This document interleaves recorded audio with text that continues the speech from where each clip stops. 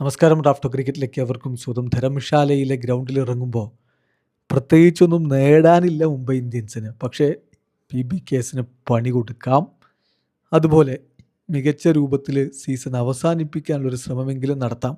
മികച്ച രൂപം എന്ന് പറഞ്ഞാൽ ഇതുവരെ ആകെ പൊട്ടിപ്പാളീസാണ്. അപ്പോൾ ഒന്ന് മാനാഭിമാനം കാക്കാൻ ഒരു വിജയം, 1-2 വിജയം അത് വേണമെങ്കിൽ ലക്ഷ്യമിടാമെന്ന് മാത്രം.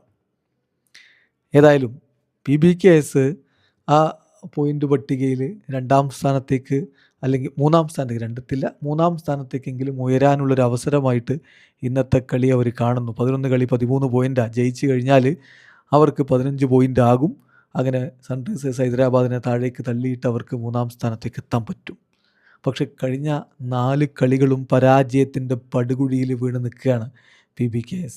മുംബൈ ഇന്ത്യൻസിനോട് മുട്ടുമ്പോൾ കാര്യങ്ങൾ അത്ര എളുപ്പമാവില്ല. ഒരുപാട് കാര്യങ്ങൾ ട്രാക്കിലാക്കി എടുക്കേണ്ടതുണ്ട് റിക്കി പോണ്ടിങ്ങിൻ്റെ സംഘത്തിന്.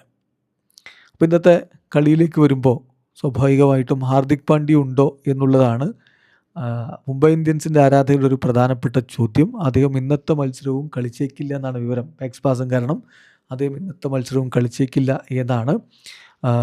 അതുപോലെ തന്നെ ഒരു അൺസർട്ടനിറ്റി മുംബൈ ഇന്ത്യൻസിൻ്റെ സ്റ്റാൻഡിൻ ക്യാപ്റ്റൻ സൂര്യകുമാർ യാദവിൻ്റെ കാര്യത്തിലുമുണ്ട്. അദ്ദേഹം മുംബൈയിലേക്ക് പേഴ്സണൽ റീസൺ കാരണം കഴിഞ്ഞ റായ്പൂരിലെ മത്സരത്തിന് ശേഷം ട്രാവൽ ചെയ്തിരുന്നു.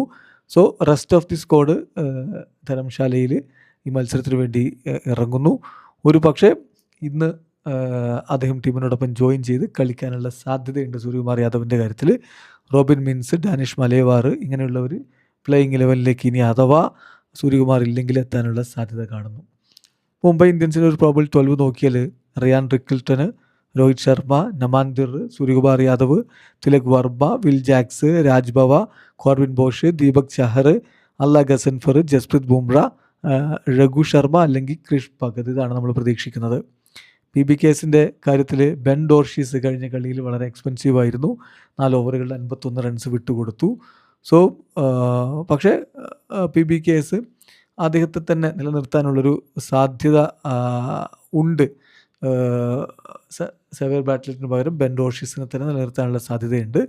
എന്തായാലും സെമി ഫൈനൽ അല്ലെങ്കിൽ നമ്മളെന്താ പറയുക, പ്ലേ ഓഫ് എന്നുള്ളത് അവർ ലക്ഷ്യം വെച്ച് മുന്നിൽ നിൽക്കുകയാണ്. സോ സെയിം ലൈനപ്പ് വെച്ചുകൊണ്ട് തന്നെ ഡൽഹി ക്യാപിറ്റൽസിനെതിരെ കളിച്ച അവരുടെ തോറ്റ കളിയാണ്.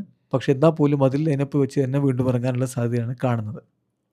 So Prabh Singh, Priyansh Arya, Shreyas Iyer, Cooper Connolly, Marcus Stoinis, Shashank Singh, Suryansh Shedge, Marco Jansen, Ben Dwarshuis, Harshdeep Singh, Yashwant Chahal, Yash Thakur. ഇതാണ് നമ്മളവരെ പ്രതീക്ഷിക്കുന്ന പ്രോബബിൾ 12. എന്തായാലും PBKസിന് ഇന്നെങ്കിലും ജയിച്ചേ പറ്റൂ. അല്ലെങ്കിൽ കാര്യങ്ങൾ പൂർണ്ണമായും കൈവിട്ടു പോകുന്ന അവസ്ഥയുണ്ടാകും. മുംബൈ ഇന്ത്യൻസിന് ഒന്നും നോക്കാനില്ല.